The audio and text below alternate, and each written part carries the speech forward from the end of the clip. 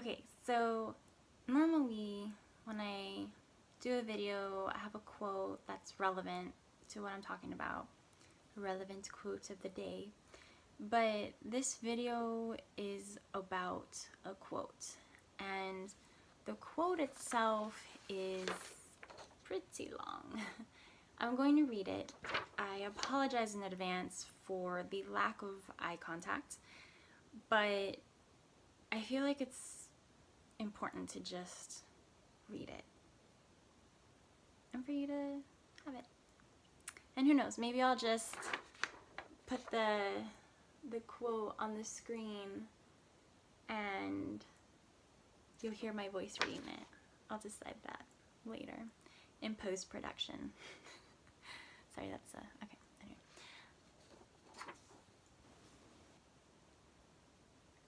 It doesn't interest me what you do for a living. I want to know what you ache for. And if you dare to dream of meeting your heart's longing, it doesn't interest me how old you are. I want to know if you will risk looking like a fool for love, for your dream, for the adventure of being alive. It doesn't interest me what planets are squaring your moon. I want to know if you have touched the center of your own sorrow, if you have been opened by life's betrayals or have become shriveled and closed from fear of further pain. I want to know if you can sit with pain, mine or your own, without moving to hide it or fade it or fix it. I want to know if you can be with joy, mine or your own. If you can dance with wildness and let the ecstasy fill you to the tips of your fingers and toes, without cautioning us to be careful, to be realistic, to remember the limitations of being human. It doesn't interest me if the story you are telling me is true. I want to know if you can disappoint another to be true to yourself. If you can bear the accusation of betrayal and not betray your own soul. If you can be faithless and therefore trustworthy. I want to know if you can see beauty even when it's not pretty, every day. And if you can source your own life from its presence. I want to know if you can live with failure, yours and mine, and still stand on the edge of the lake and shout to the silver of the full moon, yes! It doesn't interest me to know where you live or how much money you have. I want to know if you can get up after the night of grief and despair, weary and bruised to the bone, and do what needs to be done to feed the children. It doesn't interest me who you know or how you came to be here. I want to know if you will stand in the center of the fire with me and not shrink back.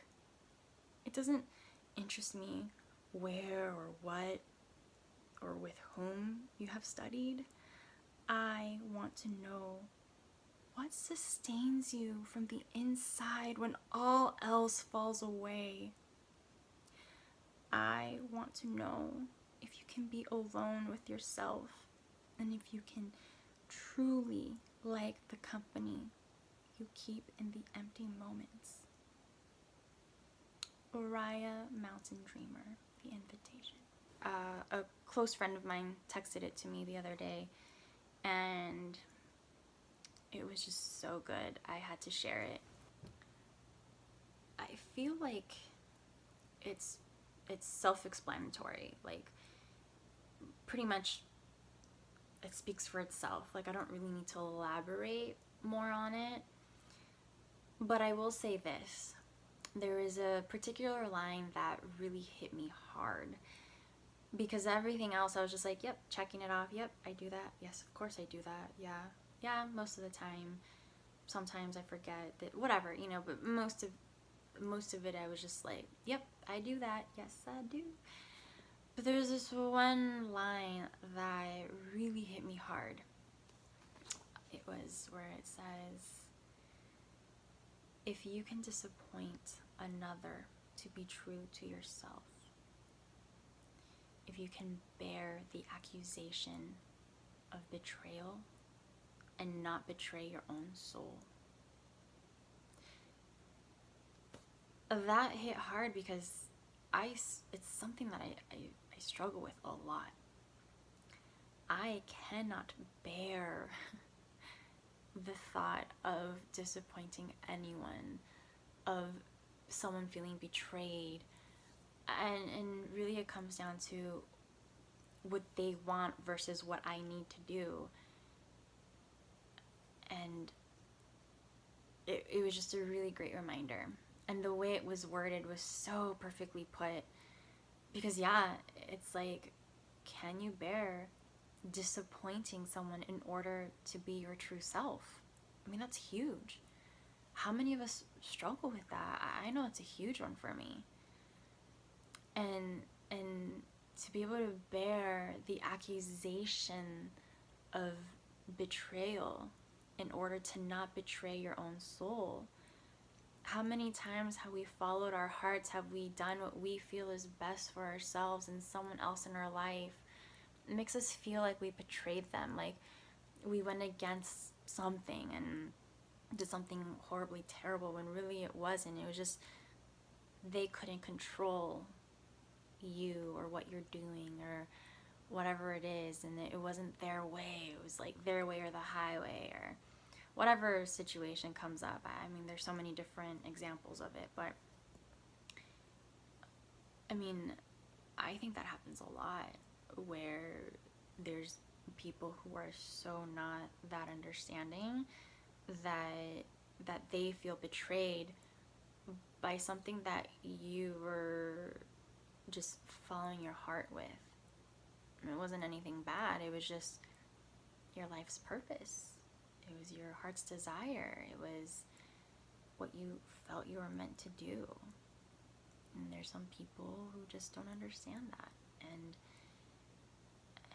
they're sometimes the people that are closest to us, the people that we care the most about, the people that we love the most. And so can you bear that in order to have that? Man. Yeah. Anyway, I just wanted to share this because, and you don't even need me to elaborate on it, because you're gonna take from it what resonates with you, what you connect with. I know what I connected with and what came up for me as I was reading it, the whole thing, obviously. But I did want to share that one part just because it hit so hard. But I wanted to share this, and I hope that it provides something for you that you've been needing. Maybe it's something you've needed to hear, be reminded of, something. And if not, if there's someone that you think would benefit from this quote and you want to share it with them, please do. And I'll be seeing you around.